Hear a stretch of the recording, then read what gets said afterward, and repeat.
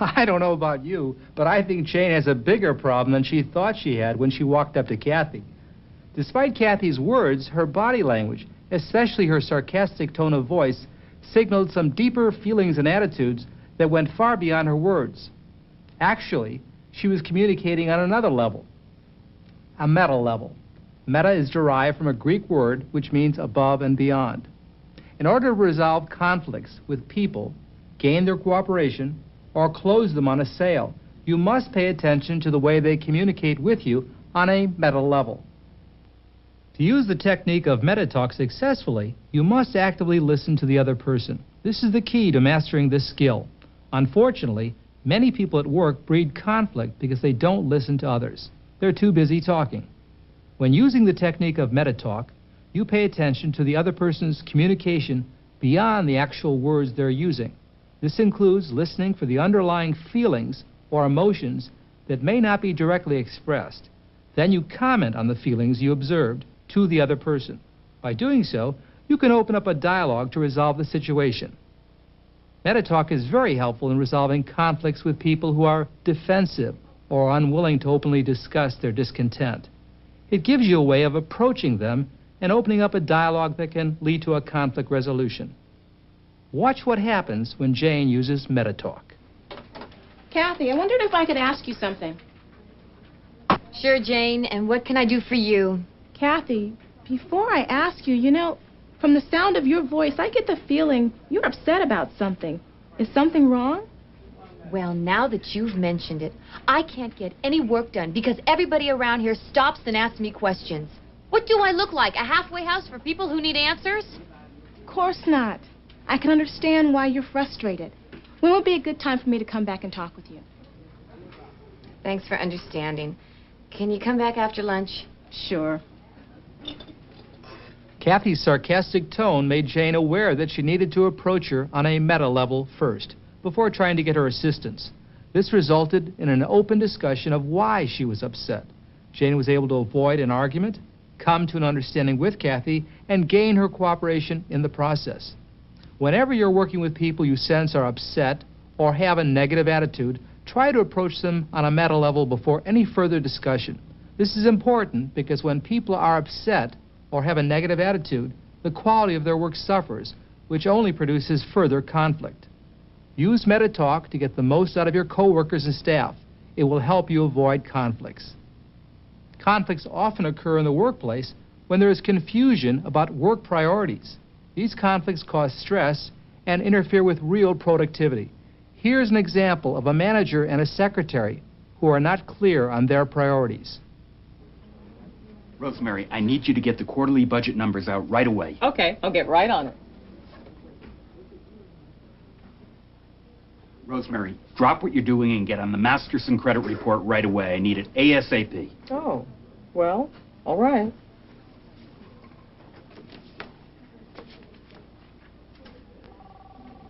Rosemary, are you about done with the quarterly budget numbers?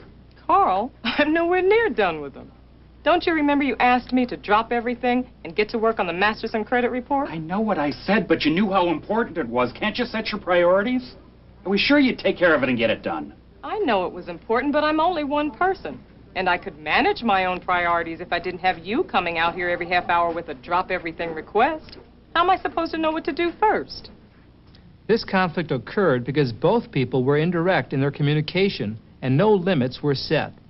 The technique of limit setting would have resolved this conflict before it ever became one. In limit setting, you define the parameters of a relationship or a situation so that you know what you can expect from me and I know what I can expect from you. When you set limits in advance, both parties know what they can expect from each other. When you clarify individual expectations, you avoid misunderstandings. These can occur when details or responsibilities are left open, unsaid, or taken for granted. For this reason, it's an excellent tool to help you avoid potential conflicts. Watch Rosemary use limit setting to establish her work priorities. Rosemary, I need you to get the quarterly budget numbers out right away. Why don't you put aside whatever you're doing and start working on it? Well, fine. But I'm working on that Masterson credit report you wanted this afternoon. If I do the budget numbers now, I won't have the credit report for you until tomorrow. Now, will that be okay?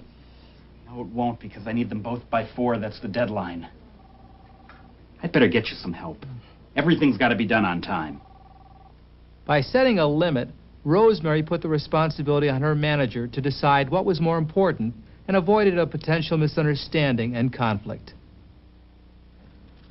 I've already discussed her careless work on several occasions. She continues to make mistakes. We've both been assigned to co-chair this project, but I'm doing all the work. He refuses to do his share. This is sexual harassment, pure and simple, and I'm getting tired of it. Even though he's one of our best salesmen, I can't tolerate his insubordination anymore. In the real world, these disturbing conflicts do occur. Let's face it, sometimes you encounter people who are totally uncooperative or who chronically work at substandard performance levels. Or you may be involved in conflicts that result from someone's unwillingness to comply with the rules and policies established by your organization. You may even face conflicts based on job discrimination or because someone acts without integrity or ethics. What can you do to resolve these special conflict situations when all your previous best efforts have failed? In such cases, you can use the conflict management technique of issuing consequences. A consequence is an action or sanction that states to the other person the likely outcome for their continued problematic behavior.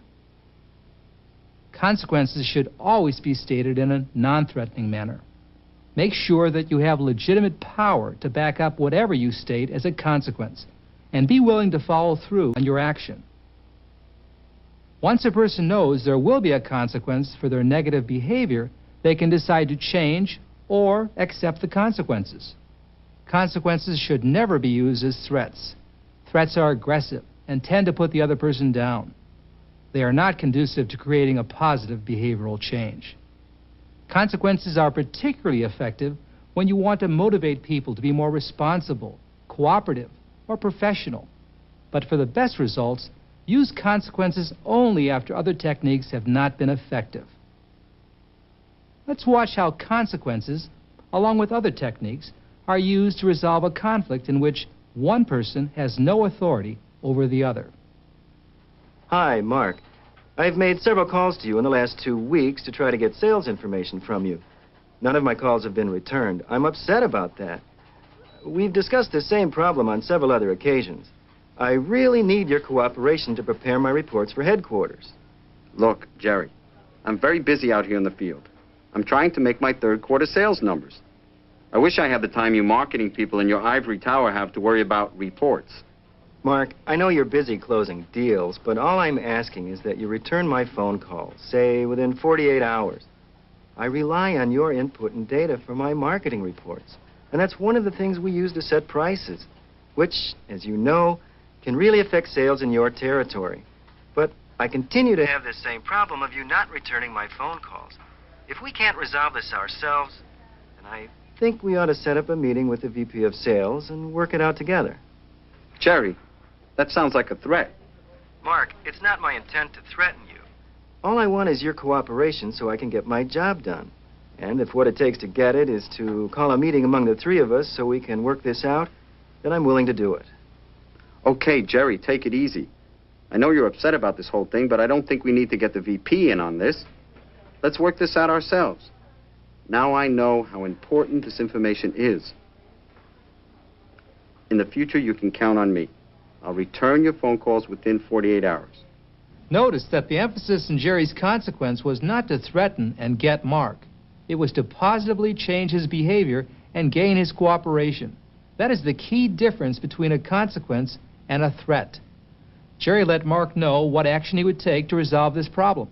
Mark had the option to decide what he wanted to do, which in this case was to work it out between themselves. When stating a consequence to resolve a conflict, make sure your consequence is appropriate to the situation. Many people use consequences only at extremes, yet there are in-between levels of consequence to compel people to be responsible, cooperative, and professional. Consider the different levels of consequence you can use and the way they increase in muscle as they become more severe. First, the manager who has to confront an employee about his chronically unsatisfactory work performance. Then watch the levels of consequence used to resolve a sexual harassment conflict. Leonard, if you make any more mistakes, I'll expect you to get some special tutoring to correct your errors. I'll have to relieve you of this responsibility and give it to someone else. I will not be able to recommend you for a merit raise. Leonard, if you continue to operate at an unsatisfactory performance level, it could affect your future employment with this company.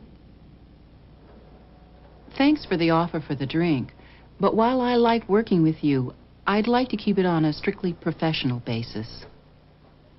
Jim, I know you probably don't mean anything by it, but I feel very uncomfortable when you make those personal comments about my physical appearance or social life. I'd like you to stop doing that. Jim, we've talked about this before. I told you I was very uncomfortable when you make those personal remarks or touch me. If it happens again, I'm filing a formal complaint with the Personnel Office, Office of the President, and the Equal Employment Opportunity Commission. Remember, make sure that the consequence you state to the other person is appropriate to the situation. And always try to resolve conflicts with the mildest consequence first before using a stronger one.